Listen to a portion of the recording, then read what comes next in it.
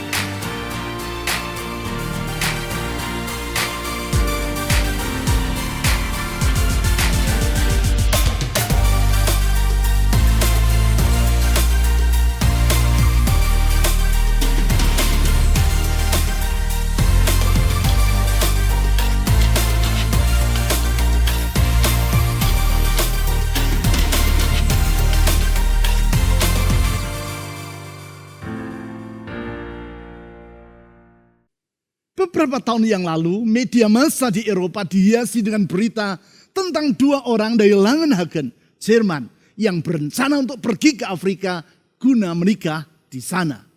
Sesungguhnya berita itu bukan hal yang istimewa, kecuali kalau saudara mengetahui siapa kedua orang tersebut. Mereka adalah 2 orang yang masih berusia bocah. Mika yang masih berusia 6 tahun. Dan Annabel yang masih berusia 5 tahun. Di usia yang masih dini, mereka sudah saling jatuh hati satu sama lain dan berpikir untuk melaksanakan pernikahan mereka di Afrika. Mereka bertindak secara tidak tanggung-tanggung. Mereka mengajak kakak dari Annabel, yaitu Annalena, yang masih berusia 7 tahun untuk menjadi saksi dari pernikahan mereka. Untuk itu, di suatu pagi hari, sementara orang tua mereka masih tidur, ketiga bocah ini dengan membuat tas yang berisi pakaian renang, sunglasses, serta pelampung untuk berenang, berjalan sambil membawa koper yang berisi boneka dan beberapa barang milik mereka menuju ke stasiun tram untuk pergi ke Bandara Hannover guna melakukan perjalanan ke Afrika. Petugas stasiun yang merasa curiga dengan yang dilakukan oleh para bocah ini segera menghubungi polisi. Kepada petugas kepolisian yang bertanya tentang apa yang sedang mereka lakukan, Annabel menjawab, "We just wanted to get married. And so we just thought, let's go there. Kami hanya ingin menikah, jadi kami pikir, ayo kita berangkat ke sana." Para petugas kepolisian membujuk anak-anak itu dengan berkata bahwa mereka tidak akan dapat bepergian jauh tanpa tiket dan uang. Mereka menghibur anak-anak itu dengan mengajak mereka melakukan tur, melihat-lihat isi kantor polisi. Sampai para orang tua mereka dengan rasa lega datang menjemput ketiga anak tersebut. Walaupun rencana mereka untuk sementara waktu tertunda, namun polisi tidak menutup kemungkinan tentang pernikahan di Afrika tersebut. Juru bicara kepolisian Langenhagen berkata, "They can still put their plan into action at a later date." Mereka tetap dapat melaksanakan rencana mereka di kemudian hari. Artinya, semua ada waktunya. Sebelum waktu itu tiba, hendaknya orang bersabar dalam menanti. Hal yang sama dengan kehidupan kita dalam kaitan rencana dan penggenapan janji Tuhan. Semua ada waktunya. Sebelum waktu penggenapan dari janji dan rencana Tuhan itu tiba, kita harus bersikap menanti. Harus. Sebab suka tidak suka, bersedia untuk menerima atau tidak bersedia menerimanya, Tuhan akan tetap menaruh kita di dalam masa penantian atau in waiting.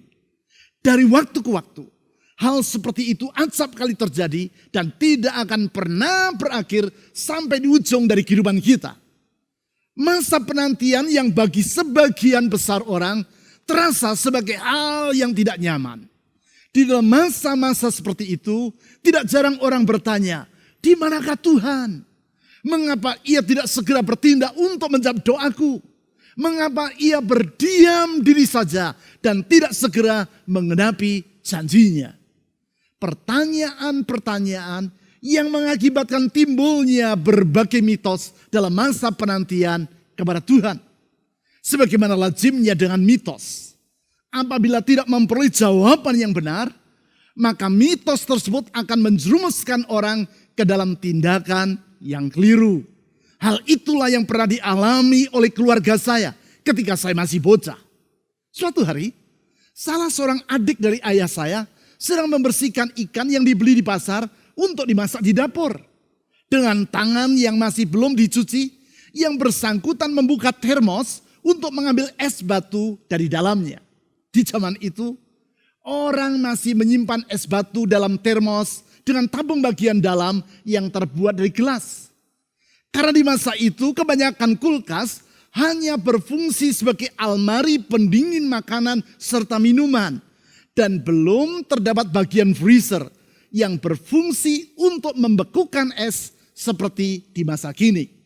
Kulkas yang terbagi menjadi 2, yaitu pendingin di bagian bawah dan freezer di bagian atas, seperti di masa sekarang, masih sangat jarang dan harganya masih sangat mahal.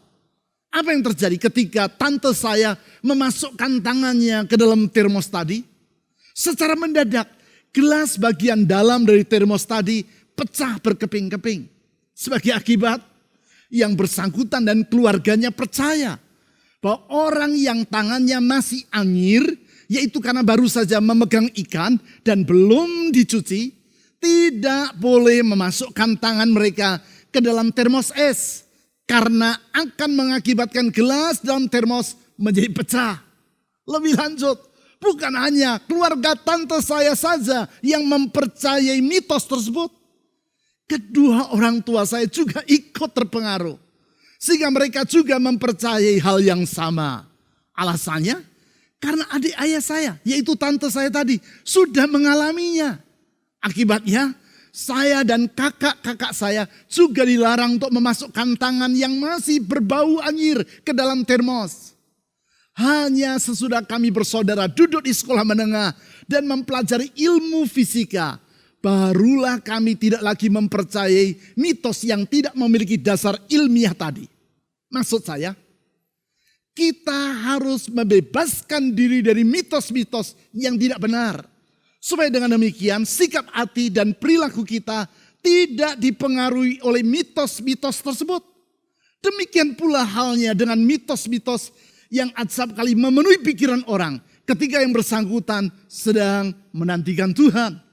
Kita perlu melihat apa yang Alkitab katakan sebagai jawaban terhadap mitos-mitos tersebut.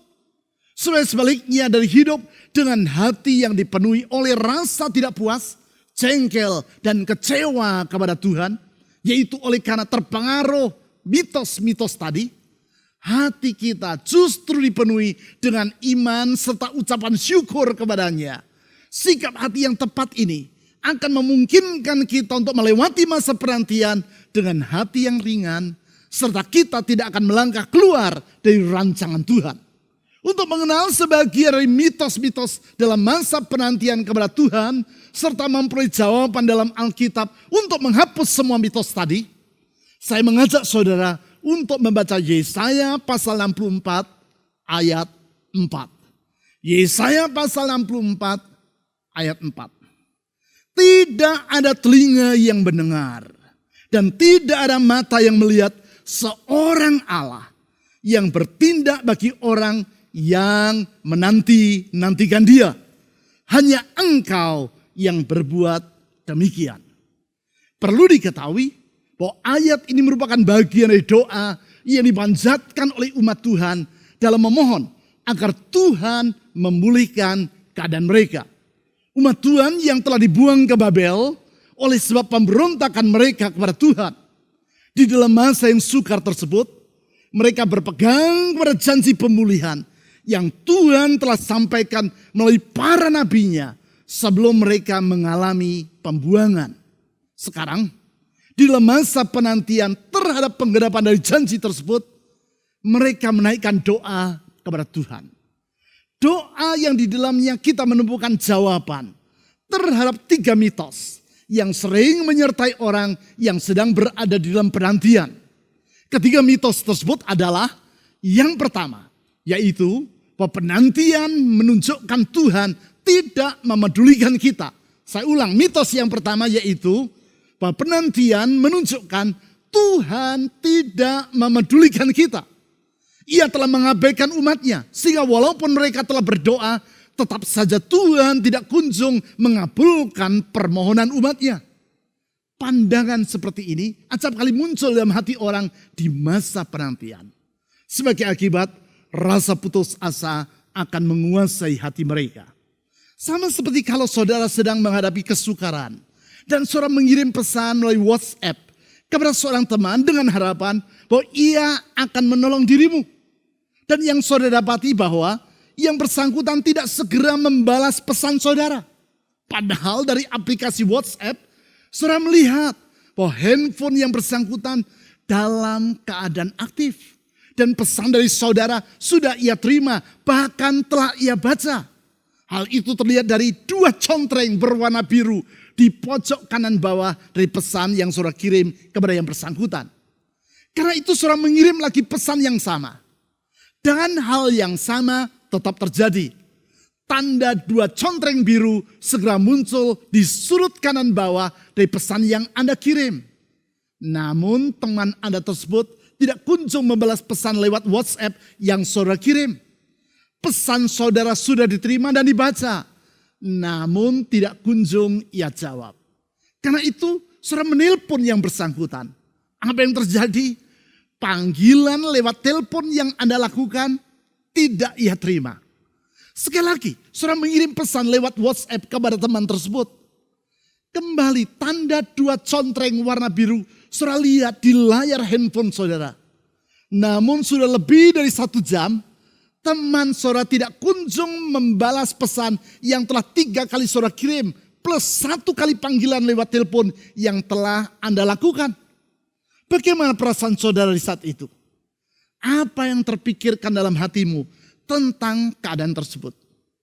Saudara mungkin akan berpikir, temanku tidak memedulikan diriku. Buktinya, walaupun pesanku sudah ia terima dan sudah ia baca, namun ia tidak kunjung menjawabnya. Sudah saya telepon, namun panggilan lewat telepon juga tidak ia terima. Ia telah mengabaikan diriku. Dalam situasi seperti itu, bukannya tidak mungkin rasa kecewa, jengkel, dan frustrasi menguasai hatimu. Bukannya tidak mungkin saudara akan berkata dalam hati, tidak ada gunanya bagi diriku untuk memiliki teman seperti ini.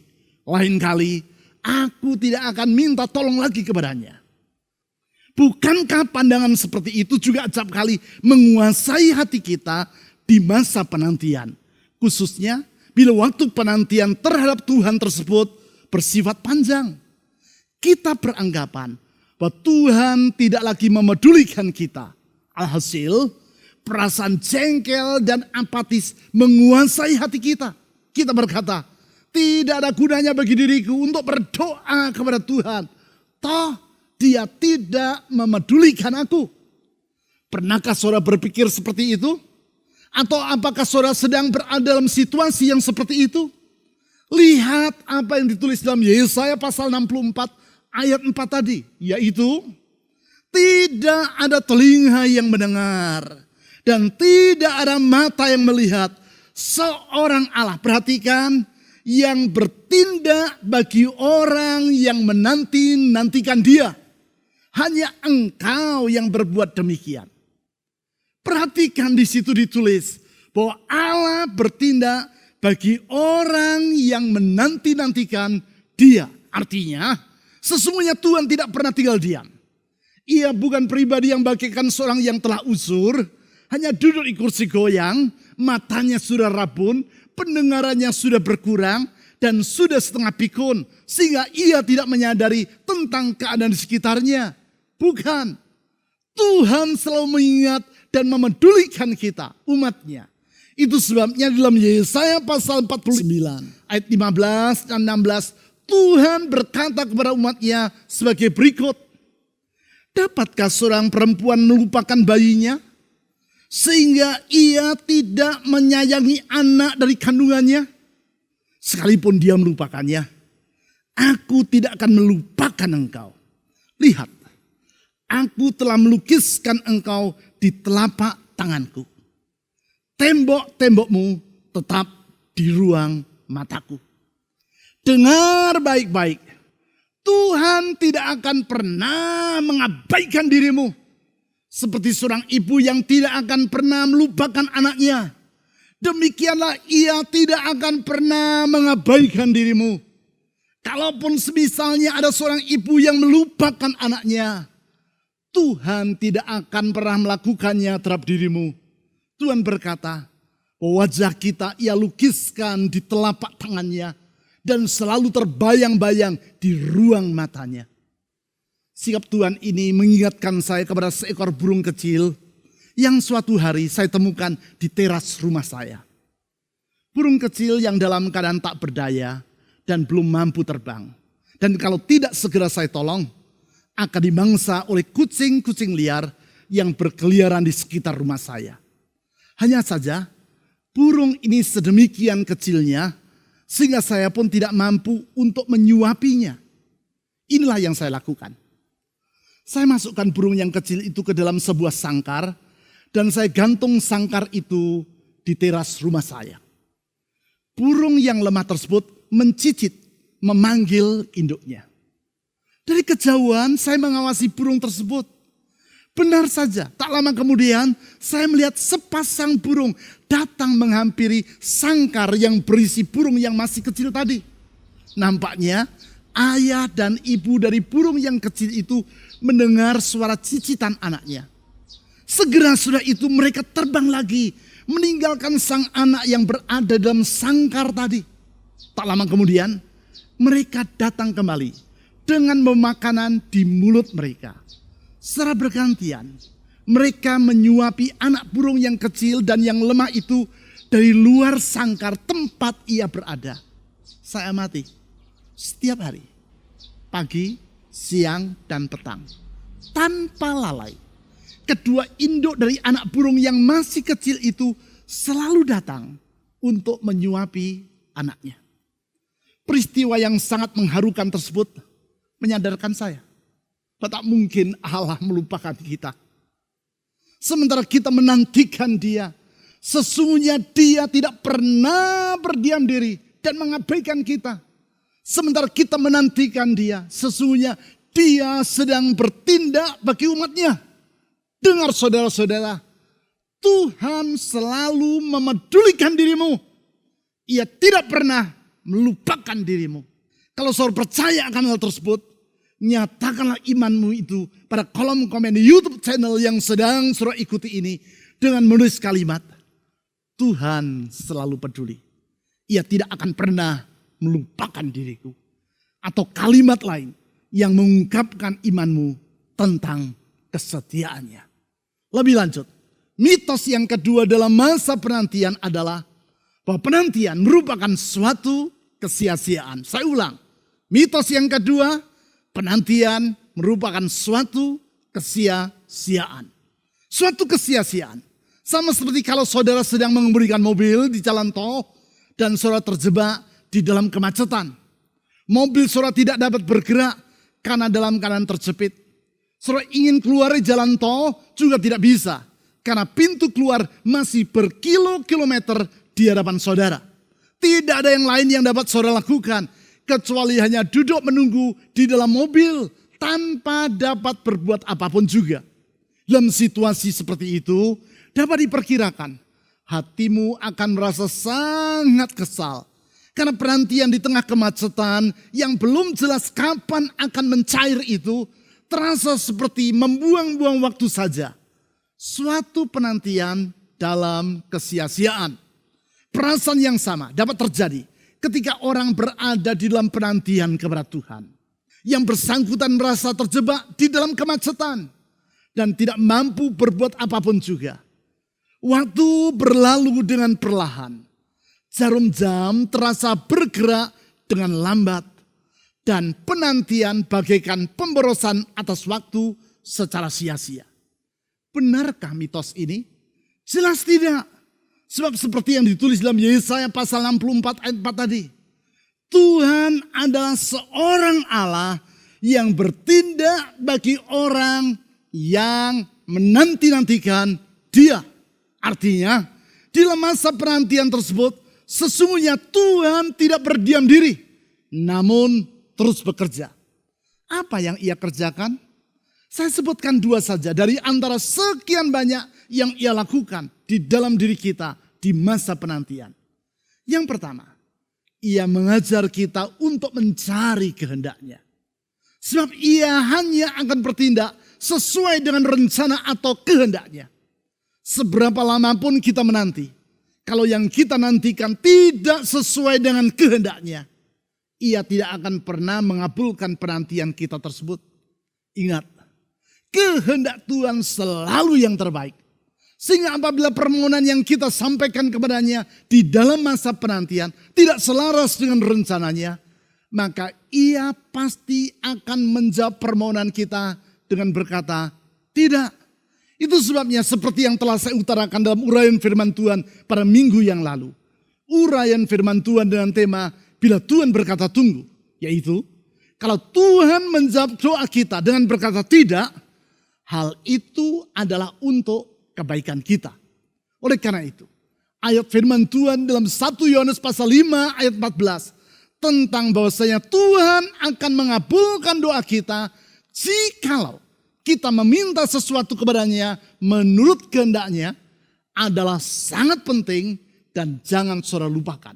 Berarti di dalam masa penantian tersebut Allah memurnikan tujuan dan motivasi dari kehidupan kita agar sesuai dengan kehendaknya. Yang kedua, di dalam masa penantian, Ia bekerja untuk menyiapkan yang terbaik bagi hidup kita. Yang terbaik ini dapat menyangkut tentang karir kita, pasangan hidup kita, dan berbagai hal lain dari hari esok yang ingin kita capai. Saya pernah menceritakan hal ini. Yaitu tentang bagaimana sesudah saya menyelesaikan pendidikan sarjana di bidang teknik elektro di ITS Surabaya, dan sudah bekerja 3 bulan di sebuah perusahaan, saya memperoleh panggilan dari Mabes TNI yang waktu itu namanya adalah Mabes ABRI. Panggilan untuk mengikuti Milsub atau militer sukarela. Suatu panggilan yang sangat selaras dengan keinginan saya. Karena dari kecil salah satu cita-cita saya adalah menjadi seorang tentara. Apalagi di dalam program Milsub. Sudah mengikuti pendidikan selama 1 tahun, saya akan langsung menyandang pangkat Letnan 1. Namun sesudah berjuang dalam mengikuti tes secara sungguh-sungguh, baik tes pengetahuan umum, mental ideologi, maupun kesamaptaan jasmani, termasuk dengan berdoa memohon pertolongan Tuhan, ternyata saya tidak lulus tes, sehingga tidak diterima dalam program Milsub tadi. Di saat itu, saya merasa kecewa. Namun sekarang, sesudah sekian tahun berlalu, kalau saya menoleh ke belakang, saya sadar bahwa saya tidak perlu menyesal dengan jawaban Tuhan yang berbunyi tidak terhadap keinginan saya untuk masuk ke dalam dunia militer. Bukan karena menjadi anggota TNI adalah hal yang buruk dan salah. Tentu itu adalah hal yang mulia. Saya tidak perlu menyesal karena Allah memiliki panggilan yang lain untuk diri saya. Yaitu untuk melayani Dia secara sepenuh waktu di dalam pelayanan penggembalaan jemaat. Ya, di dalam masa penantian, Tuhan terus bekerja. Sehingga sesungguhnya menantikan Tuhan bukanlah menyia-nyiakan waktu. Di dalam masa penantian tersebut, Tuhan membawa kita untuk hidup semakin selaras dengan kehendaknya. Kehendaknya yang selalu terbaik bagi hidup kita. Oleh karena itu, di dalam masa penantian, inilah yang seharusnya kita lakukan. Yaitu semakin menyerahkan diri ke dalam kehendak Tuhan. Penyerahan diri kepada kehendak Tuhan yang kita lakukan melalui doa kita kepadanya. Baik melalui doa yang kita lakukan dalam ibadah doa secara online di setiap hari Senin malam, hari Rabu di sepanjang hari, dan hari Sabtu pagi. Maupun melalui ibadah harian yang saudara lakukan secara pribadi di setiap hari. Melaluinya saudara belajar untuk menantikan Tuhan sampai Ia memunculkan kebenaranmu seperti terang dan hakmu seperti siang. Sekarang, mitos yang ketiga dalam masa penantian adalah bahwa penantian membuktikan ketidakberdayaan Tuhan. Saya ulang, mitos yang ketiga yaitu bahwa penantian membuktikan ketidakberdayaan Tuhan. Tidak sedikit orang yang beranggapan bahwa kalau Tuhan tidak segera bertindak untuk mewujudkan rencananya, ataupun tidak segera mengabulkan doa yang ia panjatkan, hal itu adalah karena Tuhan tidak mampu untuk mengerjakannya. Singkat kata, dalam pandangan yang bersangkutan, Tuhan dalam keadaan yang kewalahan. Mungkinkah Tuhan merasa kewalahan?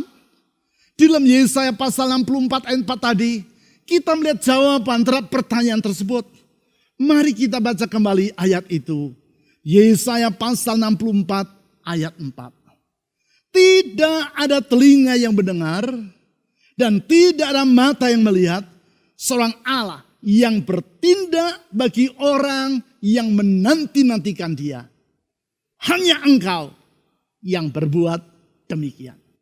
Di dalam ayat ini diutarakan bahwa tidak ada Allah yang seperti Allah kita. Kalau ilah-ilah yang lain tidak berdaya dan tidak mampu berbuat apa-apa, tidak demikian halnya dengan Allah kita. Ia bertindak bagi orang yang menanti-nantikan dia. Bukan itu saja, dipertegas bahwa hanya Allah sajalah yang berbuat demikian. Kebenaran ini juga disampaikan di dalam Mazmur pasal 115 ayat 3 sampai 7. Seperti berikut. Mazmur 115 ayat 3 sampai 7. Allah kita di surga. Perhatikan, ia melakukan apa yang dikehendakinya. Berhala-berhala mereka adalah perak dan emas buatan tangan manusia. Mempunyai mulut tetapi tidak dapat berkata-kata. Mempunyai mata tetapi tidak dapat melihat. Mempunyai telinga tetapi tidak dapat mendengar. Mempunyai hidung tetapi tidak dapat mencium. Mempunyai tangan tetapi tidak dapat meraba-raba. Mempunyai kaki tetapi tidak dapat berjalan. Dan tidak dapat memberi suara dengan kerongkongannya. Berbeda dengan para ilah buatan manusia yang tak mampu berbuat apa-apa. Allah kita melakukan apa yang dikehendakinya. Artinya, dia adalah pribadi yang maha kuasa dan yang sanggup melakukan apa saja yang ia kehendaki. Dan kalau ia tidak segera mengabulkan doa kita, hal tersebut justru karena dia adalah pribadi yang maha kuasa dan yang bertindak berdasarkan kedaulatannya. Tuhan tidak pernah melangkah karena desakan manusia. Tuhan adalah pribadi yang berdaulat sehingga tidak dapat didesak oleh siapapun juga. Di dalam kedaulatannya, ia bertindak sesuai dengan rencananya. Kita harus bersyukur kalau Allah tidak dapat kita dikte menurut keinginan kita. Sebab kalau Tuhan dapat kita dikte, maka berarti dia bukanlah pribadi yang maha kuasa. Dan kalau dia bukan pribadi yang maha kuasa, maka berarti dia bukan Allah yang sejati. Namun sekadar ilah buatan manusia. Yang benar, Allah adalah pribadi yang kuasanya tidak terbatas. Rencananya sempurna. Dan kehendaknya selalu yang terbaik bagi kita. Oleh karena itu, berbahagialah orang yang menanti-nantikan Tuhan. Di dalam percakapan sehari-hari, mungkin saudara pernah mendengar istilah menunggu godot. Orang berkata, menunggu kenaikan gaji di tempat kerjaku sama seperti menunggu godot saja. Atau orang berkata, menanti kapan ia akan memenuhi janjinya sama seperti menunggu godot. Apa maksud dari istilah menanti godot di dalam kalimat-kalimat tersebut? Istilah ini berasal dari sebuah naskah drama yang sangat terkenal, yaitu yang berjudul Waiting for Godot atau Menunggu Godot. Naskah tulisan Samuel Beckett, seorang sastrawan Irlandia dan pemenang hadiah Nobel untuk bidang sastra pada tahun 1969. Dan yang pernah beberapa kali dipentaskan di Indonesia oleh kelompok teater kecil. Di dalam drama sepanjang 4 jam tersebut, ditampilkan 5 orang tokoh yang sedang berbincang-bincang tentang berbagai hal di bawah sebatang pohon di pinggir jalan di sebuah desa. Di dalam pembicaraan yang tanpa juntrungan tersebut, tersirat bahwa mereka sedang menunggu kedatangan dari seorang pribadi. Pribadi yang bernama Godot. Yang menjadi persoalan, sampai di akhir drama tersebut, kita tidak akan pernah mengetahui siapakah Godot yang mereka tunggu tersebut. Apakah yang bersangkutan adalah seorang malaikat, seorang manusia, ataukah Tuhan? Tidak pernah terjawab. Demikian juga, kapan Godot yang mereka tunggu itu akan tiba, juga tidak ada kepastian. Kelima orang itu menanti tanpa memiliki kejelasan tentang siapa yang mereka tunggu dan sampai kapan mereka harus menunggu. Pesan utama yang hendak disampaikan melalui drama ini adalah bahwa sesungguhnya manusia menantikan sesuatu yang tidak jelas. Dan untuk jangka waktu yang juga tidak jelas. Dengan kata lain, hidup manusia bagaikan suatu penantian yang sia-sia. Tetapi tidak demikian halnya dengan menantikan Tuhan. Menantikan Dia tidaklah akan sia-sia. Karena Tuhan adalah pribadi yang limpah dengan kasih, berdaulat dan setia. Dalam kasih-Nya Ia selalu merencanakan yang terbaik bagi umat-Nya. Di dalam kedaulatannya Ia mampu untuk bertindak sesuai dengan rencana yang sempurna. Di dalam kesetiaannya Ia tidak akan pernah mengingkari janjinya. Sehingga dengan demikian penantian kita kepadanya tidak akan pernah berakhir dengan kekecewaan. Kasih, kuasa, dan kesetiaannya itulah yang telah Ia tunjukkan melalui kehadirannya di dunia 2000 tahun yang lampau di dalam Yesus Kristus Tuhan kita. Kasih yang Yesus buktikan melalui pengorbanannya sampai mati di kayu salib. Kasih-Nya yang Yesus tunjukkan melalui kebangkitannya dari kematian. Kesetiaannya yang Yesus wujudkan melalui penyertaan dan tuntunannya dalam kehidupan kita sehari-hari. Sehingga dalam iman dan pengharapan kepada Yesus Kristus, penantian kita kepada Tuhan pasti akan berakhir dengan hari esok yang gemilang. Dengan berpegang kepada kebenaran itu, kita meninggalkan semua mitos tentang masa penantian kepada Tuhan. Kita tidak mau hidup berdasarkan pikiran kita sendiri yang tidak sesuai dengan realitas yang sesungguhnya. Tetapi kita mau hidup berdasarkan janji Tuhan, yaitu firman-Nya yang tidak pernah berubah untuk selama-lamanya. Tuhan Yesus dapat diandalkan. Berbahagialah orang yang menanti-nantikan Dia. Mari kita berdoa. Tuhan Yesus, Engkau dapat diandalkan. Kuasa-Mu tidak pernah berubah, kasih-Mu tetap untuk selama-lamanya, dan kesetiaan-Mu turun-temurun. Oleh karena itu, apapun yang kami lewati di dalam masa penantian, kami percaya penantian kami kepadamu tidak akan pernah berakhir dengan kesia-siaan. Apapun yang kami alami dan apapun yang kami lalui, kami percaya kuasa-Mu tidak pernah berubah. Engkau berdaulat untuk menentukan segala perkara, dan rencana-Mu itu indah serta sempurna bagi kami. Tuhan Yesus, kami percaya penantian kami kepadamu akan berakhir dengan hari depan yang gemilang. Kasih, kuasa, kesetiaan-Mu menjadi jaminan bagi kami. Oleh sebab itu dalam iman kepada rencana dan firman-Mu, dengan berpegang kepada janji-Mu, kami mau menyongsong hari esok dengan terus berharap dan bergantung kepada Tuhan. Berserah kepada kedaulatan-Mu, bersabar dalam penantian, percaya di dalam Engkau ada hari esok seperti yang Kau janjikan, indah dan cemerlang. Saya berdoa saat ini Tuhan Yesus, ulurkan tangan kasih dan kuasa-Mu, menjamah setiap orang yang dalam merasa gelisah, meredakan hati yang bergejolak. Tuhan, teduhkan jiwa dari anak-anak-Mu. Karena di dalam Engkau ada kepastian, dalam Yesus Kristus ada kepastian. Ulurkan tangan-Mu yang menyembuhkan. Menyembuhkan mereka yang sakit. Sakit dalam keluarga mereka. Sakit dalam jasmani mereka. Sakit dalam ekonomi mereka. Sakit dalam hati mereka. Tuhan, kesembuhan-Mu tetap berlangsung sampai hari ini. Ya Tuhan Yesus, sembuhkan anak-anak-Mu. Bentangkan hari esok yang baru bagi mereka. Karena di dalam Engkau kami tahu pengharapan tidak akan mengecewakan. Di dalam nama di atas segala nama, nama Yesus Kristus, Tuhan dan Juru Selamat yang hidup, kami telah berdoa. Amin.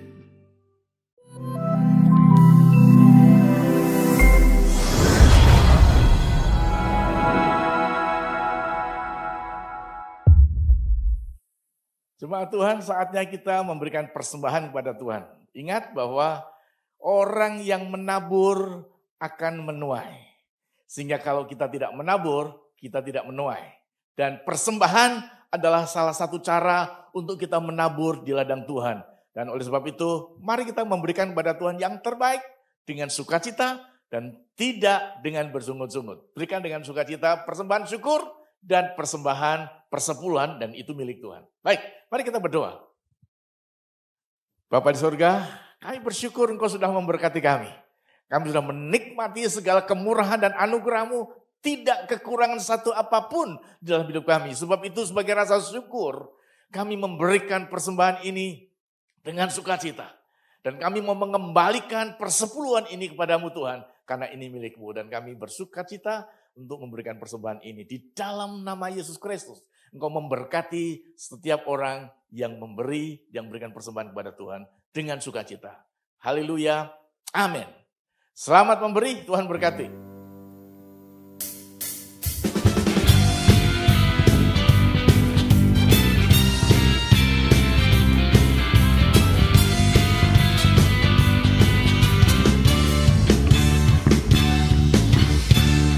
Tiada berkesudahan kasih setiamu Tuhan, selalu baru rahmat-Mu bagiku.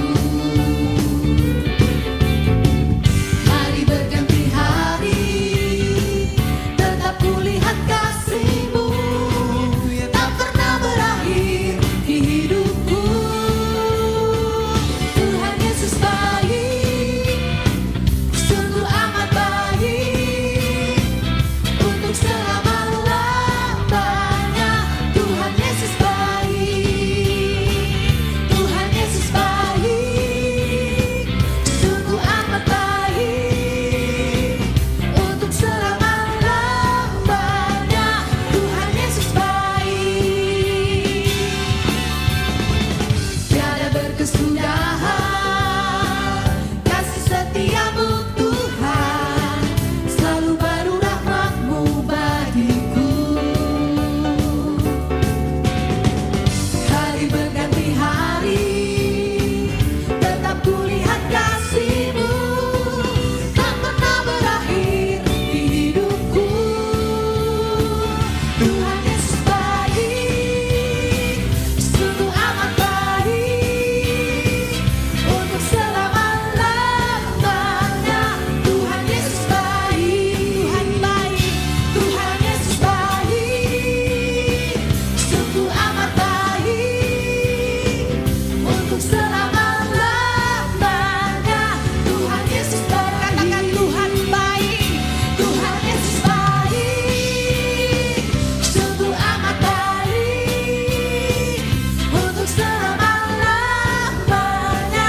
Tuhan Yesus baik, lagi katakan Tuhan Engkau baik, Tuhan Yesus baik, sungguh amat baik, untuk selama-lamanya. Tuhan Yesus baik, dari selamanya, dari selama-lamanya, untuk selama-lamanya, sampai selama-lamanya. Tuhan Yesus baik.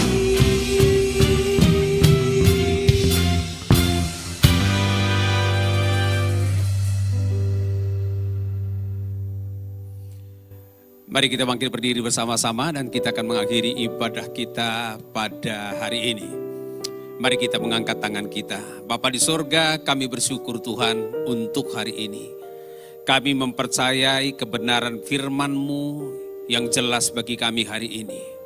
Supaya kami memiliki tujuan hidup. Hati kami berpusat pada Kristus Yesus Tuhan. Sebab Engkau yang menjamin hidup kami. Tahun ini bukan tahun menakutkan bagi kami. Tapi tahun ini tahun di mana kami akan meraih kemenangan bersama dengan Tuhan. Tahun ini kami akan memiliki terobosan yang baru. Ada karya Tuhan yang ajaib dan besar Tuhan akan nyatakan di dalam hidup kami. Sebab kami percaya kepada Tuhan bahwa Yesus ada di dalam kami dan kami ada bersama dengan Engkau. Engkau yang akan menjagai, melindungi kami, keluarga Keluarga kami dilindungi, diberkati, dipelihara oleh Tuhan. Usaha pekerjaan kami Tuhan akan sertai. Engkau akan memberikan hikmat kepada kami semua. Dan kami percaya apa yang kami kerjakan dijadikan Tuhan berhasil. Itulah sebabnya hari ini kami bersyukur karena kami kagum kepada Allah yang ajaib. Kepada perbuatan-Mu yang tidak pernah berkesudahan dari hidup kami Tuhan. Terima kasih. Biarlah berkat yang terbaik dari Bapa di sorga turun atas anak-anak-Mu semua. Berkat kehidupan dan kelimpahan, keberhasilan dan keberuntungan terjadi dalam hidup kami sepanjang tahun ini. Di dalam nama Bapa, Putra dan Roh Kudus. Di dalam nama Tuhan Yesus Kristus yang menjadi Tuhan dan Juru Selamat kehidupan kami. Kami percaya Tuhan. Mari semua yang percaya katakan amin bersama-sama. Amin. Tuhan memberkati.